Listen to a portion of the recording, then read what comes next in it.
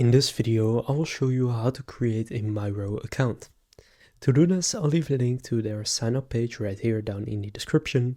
And after clicking on that link, there are a few options. You can continue with email by entering your work email, or you can sign up with Google, Microsoft, or Slack. I'll just sign up with Google. So from there, click continue. Now select what you give Miro access to, and then again click continue. And now you will already have created your account, and Miro is free to use, but from here you can then answer a few questions. So what is your team name?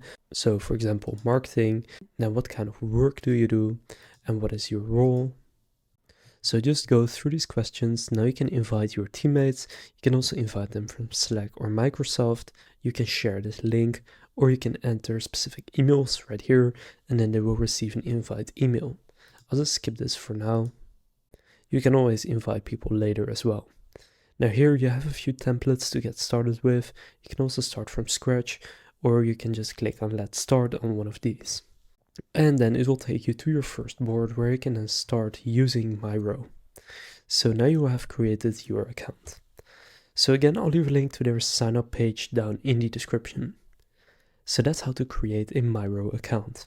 If this video was helpful, please consider leaving a like and subscribing to my channel. With that being said, I will see you in the next video.